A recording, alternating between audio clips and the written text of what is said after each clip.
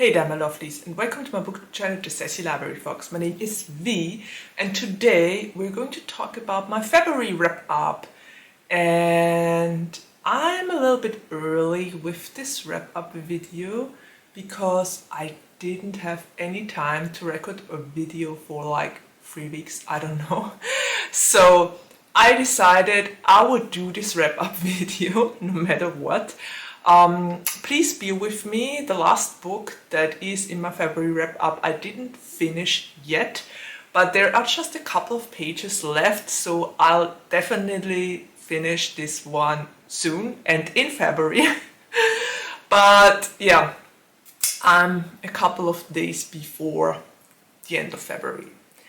Anyway, I decided to take this book into my February wrap-up because I know I'm going to finish it until the end of February, and because I wanted to have at least 3 books to talk about. February was a really bad reading month. I finished a book at the beginning of February and then I didn't finish a book for like 2 weeks, and now I'm going to finish the 3rd one. So yeah, I don't know, February was a very busy month. My kid was ill. That kept me busy as well. There were a couple of appointments I had to go to, and yeah, free time wasn't all too available, to say it like that. Anyway, we are going to talk about the 3 books I actually managed to read in February, and they were all great. I can say that already. They were amazing. I got my coffee at the ready. I got my cheat sheets and the book as well. So let's settle in and do this. Okay, so the first book I read in February was The Nightmare Before Kissmas. And I know what you're going to think. This is a Christmas book, right? Yes, it is. I started to read it, I think at the end of December, but as you all know, I'm a snail and sometimes it takes me a little while longer to get to a book or to read a book I want to read. And this one was so great, even finishing it in February, like 2 months after Christmas. I still had fun with this one. Yes, it has a Christmassy theme because we have the 2 princes of Christmas that are supposed to inherit their father's, company, you might say.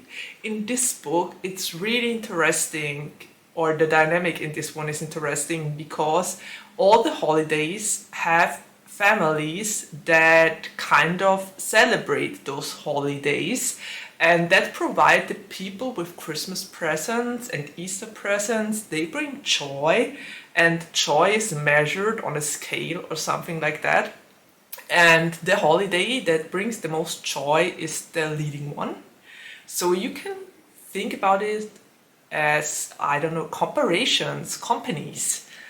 And there are 2 Princes of Christmas, and Cole is the firstborn, so he's supposed to inherit his father's legacy, but he kind of screwed up a couple of years ago when he really wanted to help kids and fulfill their wishes. So that kind of caused a stir and chaos. And ever since, his father doesn't trust him anymore with the business. But he also doesn't want to give it to his younger son. And apparently their mother, Santa Claus' wife, left them because she couldn't put up with the holidays anymore. Yeah. Anyway, the book is about Cole, and Cole is supposed to marry the Princess of Easter, who happens to be his best friend, and none of them wants this. So they are trying to find a way out of it, and then there comes the Prince of Halloween, Hex. And Hex is supposed to woo Iris away from Cole, and they have some sort of competition going on that it is supposed to be fair to get Iris' hand, and then something interesting happens because Cole and Hex fall for each other behind the scenes. And neither of them wants to be with Iris, and Iris doesn't want to be with either one of them as well. So you see the problem. What I really liked about this book was the chemistry between Cole and Hex. They were so cute and adorable. Really, seriously, those two princes of Halloween and Christmas, they were so sweet together. I loved their moments and their scenes. Also, I absolutely adored the deep friendships in here. Cole's friendship with Iris and his relationship with his brother Chris were so amazing. Those two had such a nice sibling dynamic and they really cared about each other. And I really like the friendships in here, but also the politics and the dynamic they brought to the table, because the politics were quite interesting. I've never seen a world building and a plot like that, like giving the holidays companies and making them compete against each other. So that was really interesting. There was a heavy weight on the theme of politics, and I really enjoyed it. I like some politics and intrigues in my books, and this one definitely delivered.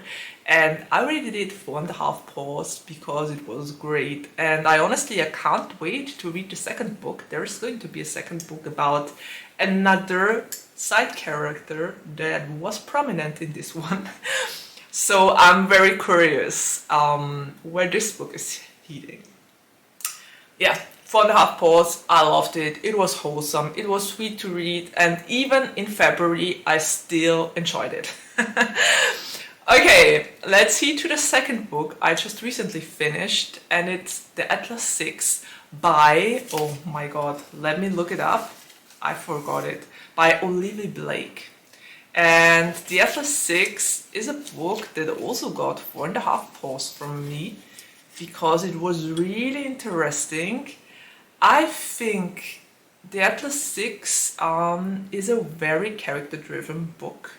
So if you don't like character-driven books, you won't like that one. I can assure you that this one won't be for you, but it definitely was for me because I love character-driven books.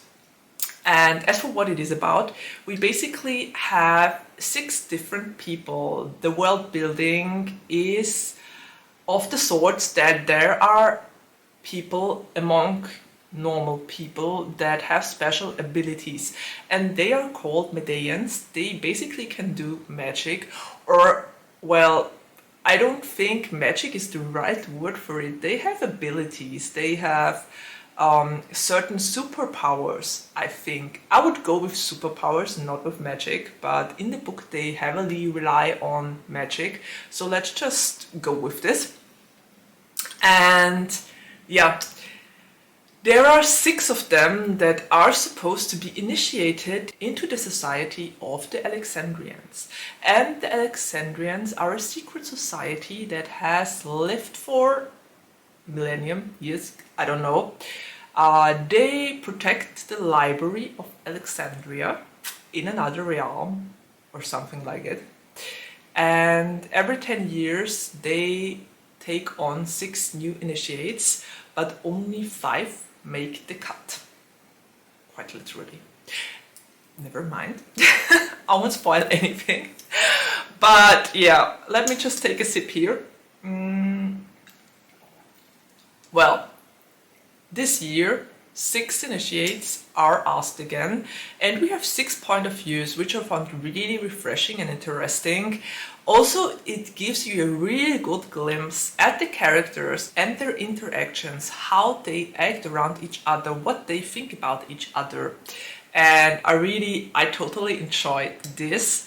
None of the characters is morally, well, they're all morally grey. Some more than others, but none of them has a really good moral compass, I might say. Yeah, let's put it that way. And as for the characters themselves, we have Elizabeth Livy Rhodes. She is, I gotta look that up because I wrote it down. It's a little bit complicated to explain. She is a physicist, and that basically means she can use fire, water, whatever, everything that is a thing, and use it for her advantage. She is able to change the physics of the world, you might say. And this brings us to Nico di Verona. And Verona is also a physicist. He has the same abilities like Libby, or similar abilities, you might say. They aren't exactly the same. They are like two sides of a coin, like twins, like I don't know. One can't exist without the other. They've been rivals in school for years, and then they both get recruited for the Library of Alexandria, which makes it really interesting. But I think there's more to their rivalry than they think. I think they might be some sort of soulmates, lovers, I don't know. They both have other partners in the book. But yeah, I think the relationship between those two was very intriguing, and we just scratched the surface in this book. Then we have Raina Mori. She is a naturalist, which means she can talk with plants and use them for her whims, but there's way more to her than initially meets the eye. And yeah, I think you gotta read the book to find that out. Tristan Kane is an illusionist, but not in the usual sense. He doesn't make illusions, he can see through them. So apparently there's a special talent to him, but even Tristan himself isn't aware of what exactly it might be. We have Parisa Kamali. She's a telepath, and she is able to hear the thoughts of other people, and I think she's also a little bit able to gauge their feelings through it. So I'm not sure if she's just a telepath, but also a little bit of an empath. Yeah. And she also has another side of the coin, or another twin to her, who is Callum Nova. And Callum Nova is an empath, but I'm also not quite sure if that is really his forte, or if there's more to it.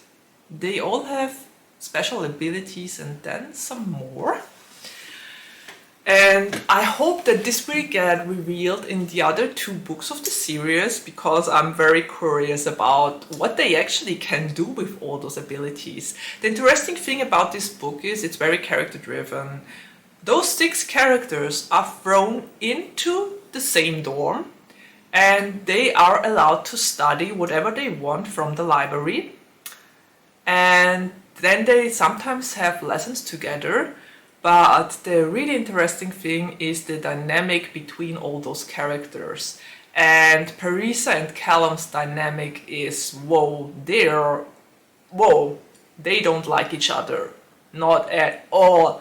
And I loved it. Their scenes were so intense and great. But also Tristan and Callum, they have something going on, and I'm not all too sure what it is, but there is something. And Nico and Libby also have their dynamic. Yeah, the only one who's outside of all those circles and keeps herself away is Raina, but I'm pretty certain she will play a bigger role in the next book. And it's really, this book was so character driven. There were a lot of manipulations and intrigues, and I absolutely loved it. If you are looking for a book with a solid plot, you won't get it with this one, because the plot is easily told in 2 sentences. But if you want to read something with really well thought out characters and basically character studies, then this one is for you. If you love relationships, morally grey characters and character driven books, you will like the Atlas 6. As for spoilers, and I have to spoil here because I have so many thoughts, and I decided I would write a review about this book today, as long as it's fresh, because I know I'm going to lose so many details if I don't write it soon. And I want to write a proper review about this book because it deserves it. Yeah, spoiler part here. I really found the dynamics between Libby and Nico very interesting, because Libby and Nico are some sort of soulmates.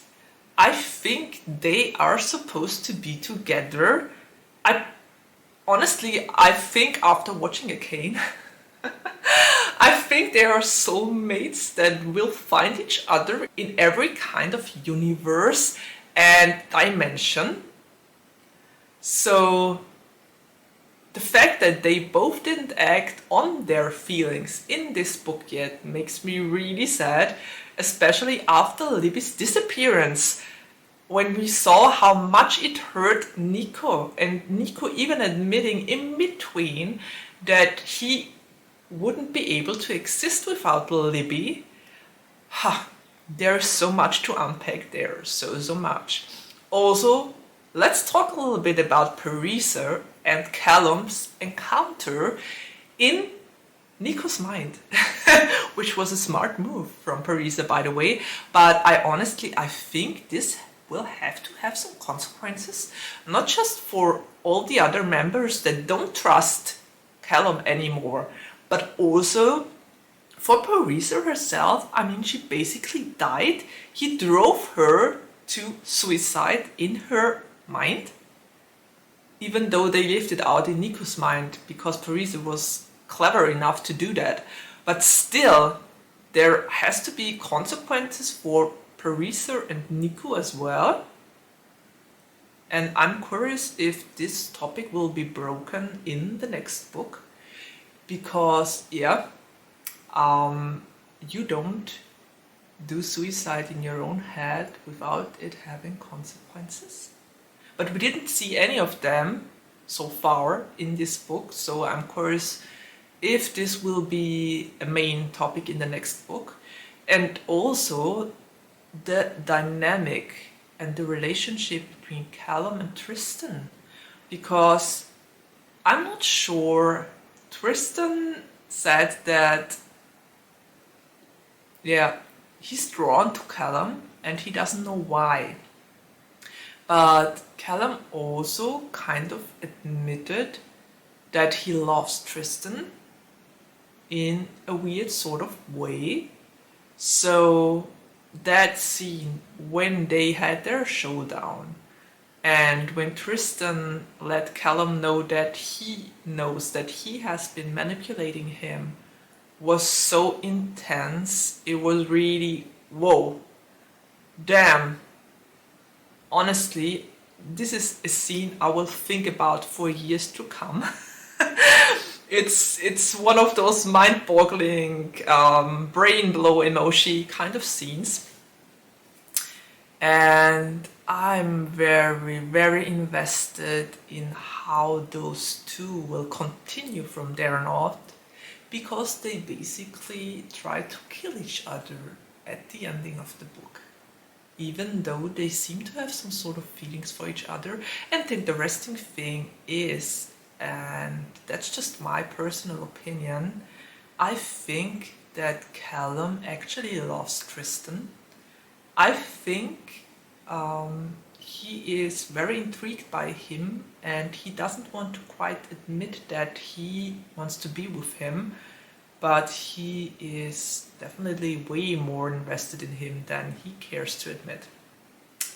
And I'm not sure about Tristan's feelings, and I don't even know if Tristan is sure about them, because quite honestly, I think Tristan will never know if he really loves Callum or not, because Callum is a manipulator of wills and of thoughts.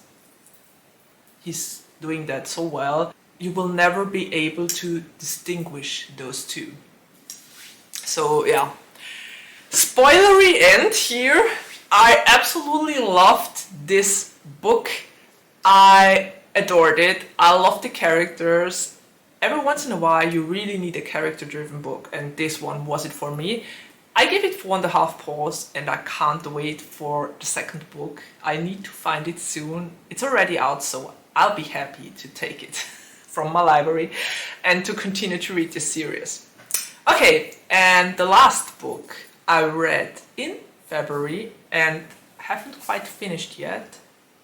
We're close to the ending, but I'm certain I will finish reading it, is Belladonna by Adalyn Grace. And this one is a great one. I love it already because we have a girl that can see death and can interact with death. Death has followed her around ever since she was born. Her entire family, or well, her close family, died when she was just a baby. And ever since that time, she's been given to other caretakers her entire life. And now she's a teenager, you might say. And she wants to talk to Death and find out why he is following her into every home and killed all of her other caretakers. So that's interesting. That's already a very interesting premise. The super most interesting thing is that she is in another home with her 2 cousins now. They are wealthy and rich, you might say, but their mother recently passed, and Percy and Blythe are trying to get over that. Blythe is suffering from the very same sickness her mother died from. So yeah, when Signa finds out that Lillian was poisoned, her ghost basically tells her she can speak with the dead. Death, he supports her in finding out who killed her and tries to help her along the way. But there's also a nice stable boy that brought her to the family, and Silas is a very intriguing character as well.